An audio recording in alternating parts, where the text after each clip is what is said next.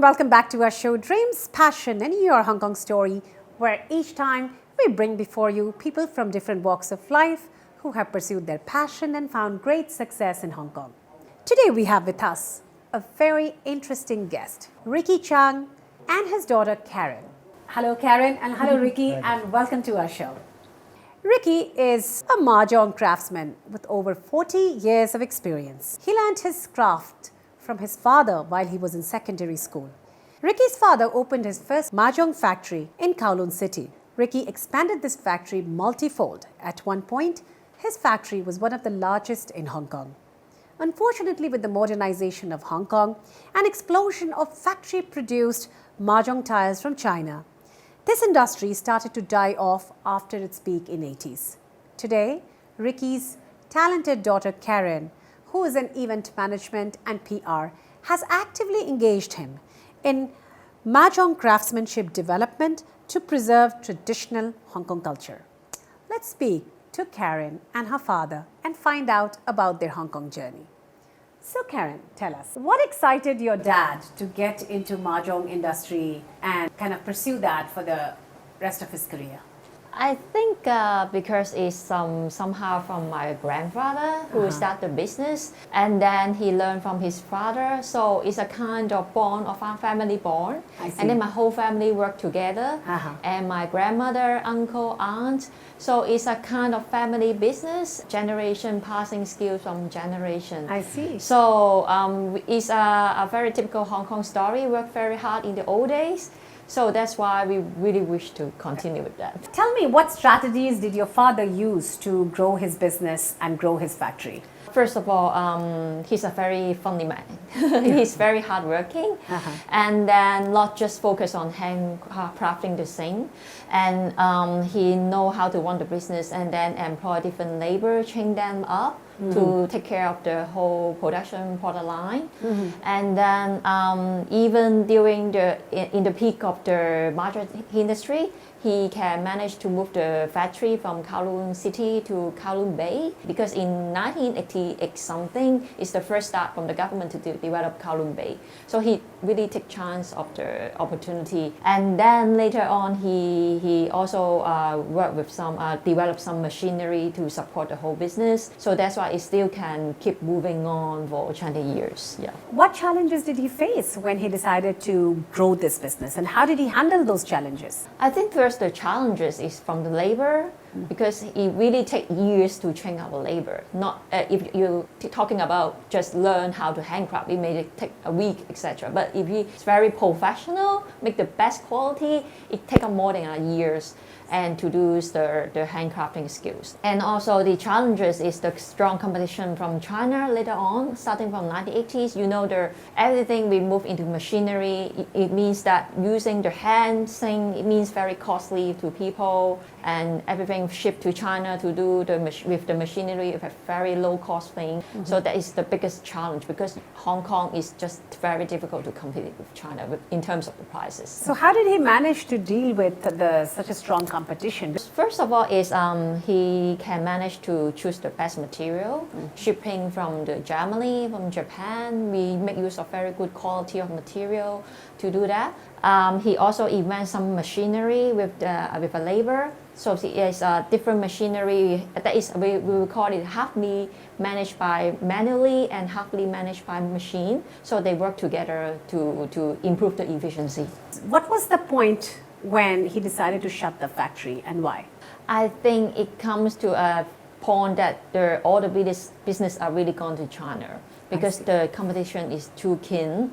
You can't compare, it's just few thousand per Mahjong set made in China, but our cost is already almost $1,000. So it's very difficult to survive. Our family members also try to think about whether we can move the factory to China, but then we think about, our uncle, aunts, they can't get used to China's living style. It's difficult for them to travel between both.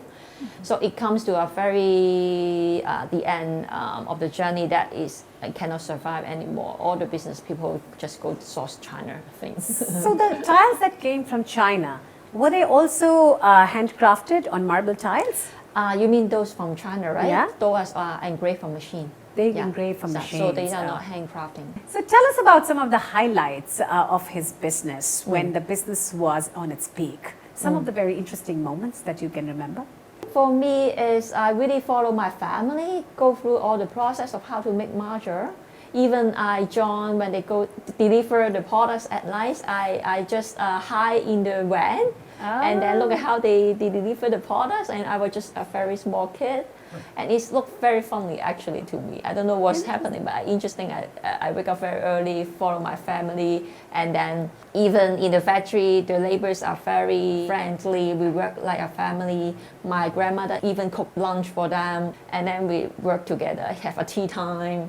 Yeah, even some people, they can come in the Saturday if they wish, or Sunday. It's just very festival. So it's an interesting thing. So tell me, how did you engage your father in the Mahjong artist aspect? Because he's very talented, he can handcraft the ties very quickly. So I try to think about how can I put the art element inside. For example, I try to draw the story, let people understand how my family work, how my grandmother paint the ties, how my uncle polished the tie, and then I use the graphic, the drawing to show elaborate the story. And then I try to think of creative way to on the mahjong design. For example, we use different colors, some fresh color, lighter pink or red colors. And then we also try to integrate some technology like the digital printing technology, the laser engrave technology. So it can make some new pattern on the ties. So it's a kind of old-fashioned thing plus the new modern way. So Karen, I understand you're a PR and an event management specialist, and you just talked about the different strategies you use to actually make sure your father gets very proactively engaged in the artistic side of Mahjong. But what motivated you to make him get involved in the artistic Mahjong craftsman? I think I really feel very sad when I saw my family close the business in 2009. And I witnessed all my family members lost their job. It's a kind of their full-time engagement on the life, but suddenly, you know, the changing economy environment, everybody lost the job. So it's a kind of pity for me. So that's why I have a passion. Can I do something in the future to make it reborn of life? So I keep thinking. So suddenly one day I really start drawing art. And then some people found my story quite interesting, and then they wish to collaborate with me to have some new ideas. So from 3 years ago, so I really have some new inspiring ideas, especially I work in event management industry. So I met a lot of designers or luxury brand. They inspire me with a lot of ideas how to collaborate or integrate the old elements into a modern way of thing. I see. So what is your dreams and aspiration for Mahjong craftsmanship? I hope I can help Hong Kong design to upgrade into another level with Mahjong. Not focus on the glamming area, but focus on the craftsmanship, on the design. Because Hong Kong, we have few artisans left. It's still a very treasured thing to all of these elderly people, because it's very difficult to find these artisans over the world. So if we can help them to put Hong Kong craftsmanship into another bigger level, it can help Hong Kong. And on the other hand, it's also good to the elderly because that is their skills, their talents for over 30, 40 years. So if we can help them, have some people appreciate their work, then so that means they can continue their work. I think that is very important to help them. How was Hong Kong for your personal journey? I follow my family, my father in the industry. So I saw that a lot of people are really very hardworking. They work day and night, 11 hours, 12 hours. And then I also follow my mother went to Aruba, which is in Caribbean, near the Caribbean island. And it's one of the happy islands mentioned in the world. So it gives me a lot of inspiration how I put the happy value into my work to help people feel happy. So in my growing life, I met a lot of Hong Kong good people. They really are very passionate to help me a lot. So I think it's very important to grow up in my journey as a personal journey. All right. Are you ready for a rapid fire question round? Okay. That's getting to know Karen's Hong Kong story in a bit more fun way. Okay. So Karen, what is your most favorite casual and formal dining place? My dining place. And especially what you like to do with your parents. I like to bring my parents to some outlying island to enjoy some seafood or some different kind of cuisine, because I think they just engagement in retirement period. It's time for them to enjoy life. So during the weekend, I just bring them out to the park, etc., to enjoy some life. And which particular island? Is there any particular island you like taking them in Hong Kong?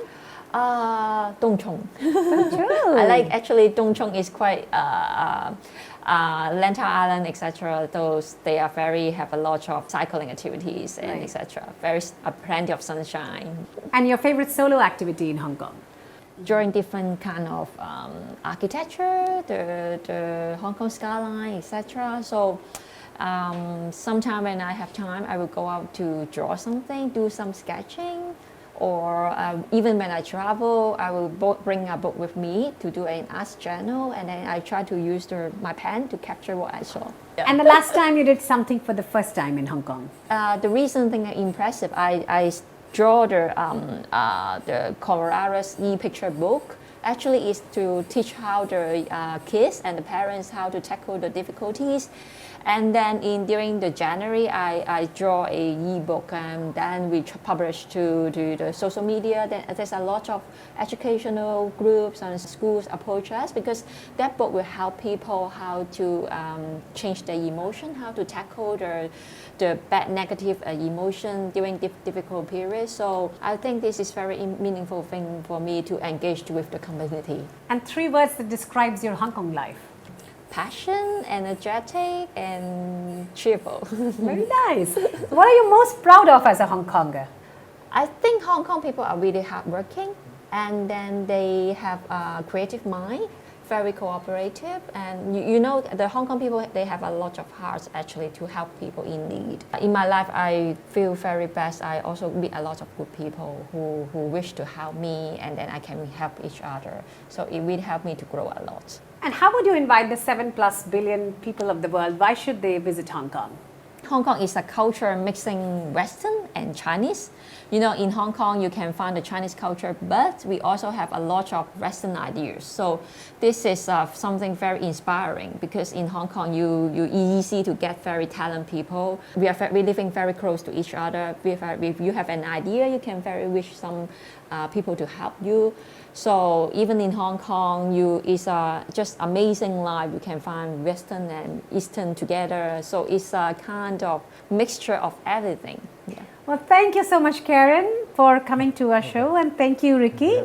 And we wish you all the very best in all your future endeavors. Thank you. Thank you.